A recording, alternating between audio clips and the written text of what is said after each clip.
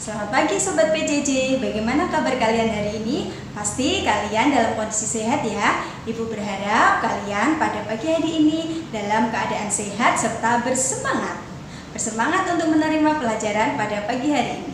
Sobat PJJ, pada kesempatan kali ini Ibu akan menjelaskan tentang muatan pelajaran IPS. Kompetensi dasar yang akan Ibu sampaikan pada kesempatan hari ini adalah kompetensi dasar 3.1, yaitu mengidentifikasi karakteristik geografis dan kehidupan sosial budaya, ekonomi, dan politik di wilayah ASEAN. Indikator yang akan kita pelajari pada pertemuan hari ini yaitu menyebutkan kehidupan ekonomi berdasarkan kondisi geografis di negara-negara Asia Tenggara. Dan anak, pada pertemuan sebelumnya kita sudah membahas mengenai negara-negara di Asia Tenggara, baik itu secara geografisnya, keadaan geografisnya, dan di pagi hari ini kita nanti akan mempelajari tentang kegiatan ekonomi berdasarkan kondisi geografis di masing-masing negara. Sobat PJJ SD Lab School UNES, ternyata ada pengaruhnya loh kondisi geografis negara terhadap kegiatan ekonomi suatu negara tersebut. Kegiatan ekonomi suatu masyarakat biasanya dipengaruhi oleh kondisi geografis lingkungan tersebut. Mereka menyesuaikan mata pencaharian mereka dengan alam sekitar. Oleh karena itu, kegiatan ekonomi masyarakat di suatu daerah pasti akan berbeda dengan daerah lainnya. Begitu juga dengan kegiatan ekonomi di negara-negara Asia Tenggara. Oke, Sobat PJJ SD Lab School UNES, saatnya kita akan melihat kegiatan-kegiatan ekonomi di masing-masing negara di Asia Tenggara. Sekarang kita akan menuju ke negara yang pertama, yaitu negara Indonesia. Nah, negara Indonesia mayoritas penduduknya ternyata bermata pencarian petani dan sebagai nelayan. Tetapi tidak hanya sebagai petani dan sebagai nelayan aja. Di negara Indonesia, kegiatan ekonomi dilakukan oleh masyarakatnya ada yang berkebun, kemudian ada yang sebagai pekerja kantor, ada juga yang sebagai buruh. Nah, sumber daya alam yang ada di Indonesia itu ternyata banyak sekali. Di daerah daratan rendah itu ada padi, kemudian ada sayuran, ada jagung, dan buah-buahan. Di dataran tinggi itu ada teh, kopi, cengkeh, dan kelapa sawit. Di daerah pesisir yang biasanya penduduknya sebagai seorang nelayan, itu biasanya menghasilkan ikan, udang, tuna, dan tongkol. Di hutannya juga, di hutan Indonesia juga menghasilkan kayu jati, rotan, dan karet. Barang tambang yang ada di Indonesia itu ada minyak bumi, kemudian gas alam, kemudian bauksit, ada timah, tembaga, batu bara, dan emas. Itu mata pencarian yang ada di Indonesia, kegiatan-kegiatan ekonomi yang ada di Indonesia.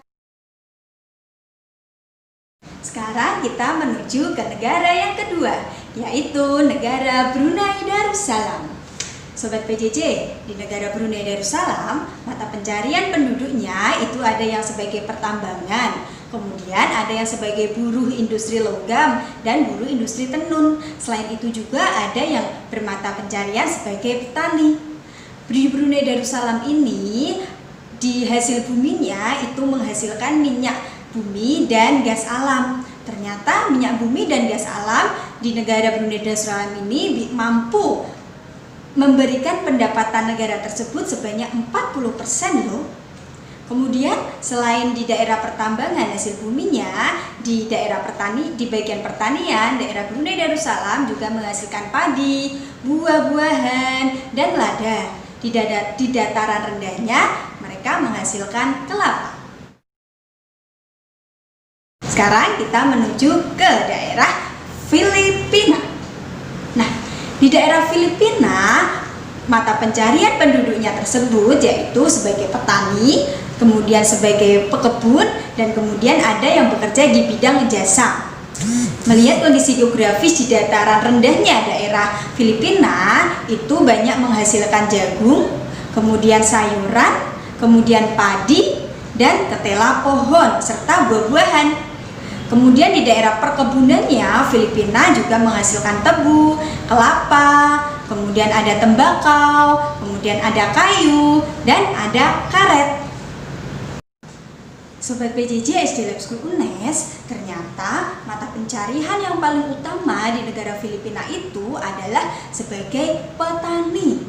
Ternyata banyak petani-petani yang berada di daerah Filipina. PJJ SD Lab School UNES, sekarang kita menuju ke negara yang keempat, yaitu negara Kamboja. Nah, di negara Kamboja ini mata pencariannya itu ada beberapa. Ada yang sebagai petani, ada yang sebagai pekebun, ada juga yang sebagai bertambak. Tetapi mata pencarian yang paling utama di negara Kamboja ini adalah sebagai petani. Lahan pertaniannya itu diolah di sepanjang Sungai Mekong dan Danau Tonle Sap. Padi dan karet itu merupakan hasil pertanian terbesar di daerah Kamboja. Nah, selain itu, sumber daya alam yang ada di negara Kamboja yang berasal dari lahan pertanian itu berupa padi, kemudian umbi-umbian, kemudian jagung, kemudian ada buncis. Di bidang perkebunannya itu menghasilkan karet dan tembakau. Kemudian di bidang perikanannya ternyata di daerah Kamboja itu merupakan budidaya ikan air tawar. Saatnya kita menuju ke negara yang kelima, yaitu negara Laos. Negara Laos, penduduk biasanya bermata pencarian sebagai petani. Kemudian ada juga yang sebagai pekebun, ada juga yang sebagai nelayan, dan ada juga yang sebagai penambang. Tetapi di daerah Laos ini rata-rata adalah hidup sebagai seorang petani. Mereka memanfaatkan aliran Sungai Mekong itu sebagai lahan pertanian.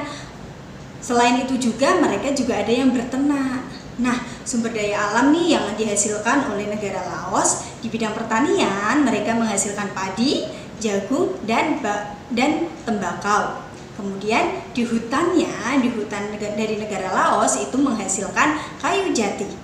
Kemudian di aliran Sungai Mekong itu ternyata dimanfaatkan sebagai daerah perikanan yang menghasilkan ikan gulper dan ikan perch. Nah, di daerah perbukitannya Laos itu menghasilkan tambang gipsum, kemudian timah, kemudian batu bara, dan biji besi, serta seng. Sekarang kita menuju ke negara yang keenam ya, yaitu negara Malaysia. Ini negara tetangga kita loh. Mata pencarian di negara Malaysia itu hampir sama dengan negara Indonesia, yaitu ada yang sebagai petani, kemudian ada yang sebagai pekebun, ada juga yang sebagai penambang. Tetapi mayoritas dari negara Malaysia itu bermata pencarian sebagai petani dan sebagai pekebun. Sumber daya alam yang ada di daerah Malaysia yang berasal dari hutan itu ada kayu dan karetnya. Karet di Malaysia itu merupakan penghasil karet terbesar di dunia. Jadi Malaysia itu merupakan hutan yang menghasilkan karet terbesar di dunia. Kemudian di bidang pertambangannya itu menghasilkan timah.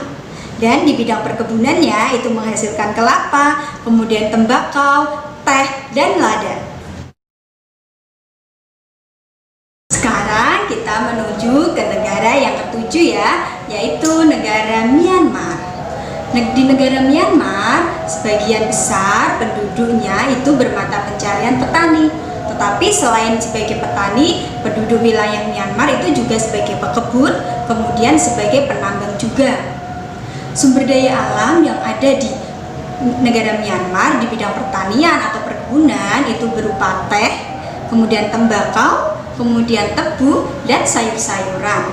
Sedangkan di barang tambang itu ada gas alam, kemudian batu bara, kemudian ada emas, ada perak, dan ada batu mulia, serta ada timah. Nah, sekarang kita menuju ke negara yang ke-8 ya, yaitu negara Singapura. Di negara Singapura ini penduduknya bermata pencarian di bidang jasa dan sebagai buruh. Negara Singapura itu merupakan negara yang paling maju dibandingkan dengan negara-negara lain yang ada di Asia Tenggara. Sumber daya alam yang ada di negara Singapura itu meliputi industri tekstil, kemudian baja, kemudian ada penyulingan minyak, kemudian ada pakaian, kemudian ada percetakan, dan di negara Singapura ini juga sebagai pusatnya penerbitan.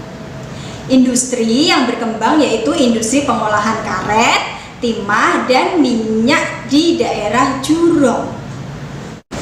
Kegiatan perekonomian yang bergerak di negara Singapura itu yang lebih maju dibandingkan negara-negara lain itu bergerak di bidang jasa, kemudian perindustrian, kemudian perhubungan, dan di bidang perbankan. Jadi, Ibu ulangi lagi bahwa negara Singapura itu merupakan salah satu negara atau satu-satunya negara di Asia Tenggara yang merupakan negara yang sangat maju.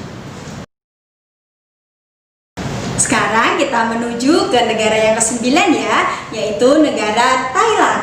Nah, negara Thailand ini kegiatan ekonomi penduduknya yaitu di bidang pertanian. Padi merupakan komoditas utama di negara Thailand. Thailand juga dijuluki loh sebagai lumbung padi dunia. Mengapa? Karena negara Thailand merupakan penghasil terbesar padi.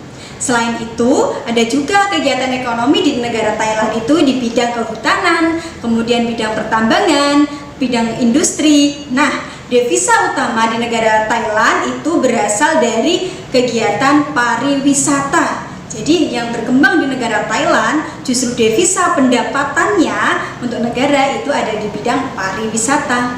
Tapi ingat, Thailand merupakan negara yang dijuluki sebagai lumbung padi dunia.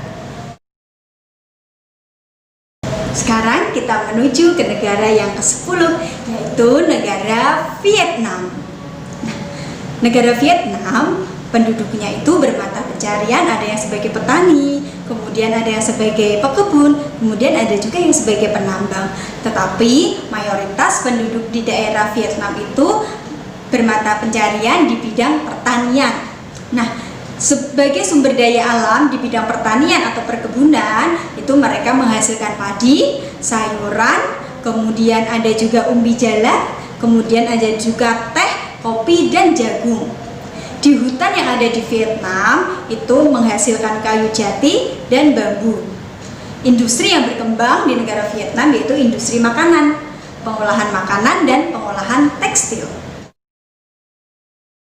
Sobat PJJ SD Lab 10 UNES, informasi tambahan nih untuk kalian. Dari tadi Ibu selalu menyebutkan Sungai Mekong, dan Sungai Mekong. Ternyata ada 5 negara yang dilalui oleh Sungai Mekong tersebut loh, yaitu negara Myanmar, kemudian negara Thailand, kemudian negara Laos, kemudian negara Kamboja, dan negara Vietnam. Sobat PJJ SD Lab 10 UNES, itu semua adalah penjelasan tentang kegiatan ekonomi yang ada di negara Asia Tenggara. Demikian isi materi pada hari ini tentang kegiatan ekonomi di negara Asia Tenggara berdasarkan kondisi geografisnya. Silakan kalian menyimak video ini untuk materi ajar pada hari Senin ya. Oke, Sobat PJJ SD Lab 10 UNES, cukup sekian dari Ibu. Terima kasih. Wassalamualaikum warahmatullahi wabarakatuh. 갑자기 내게 나타나준 너, 난 아무 말도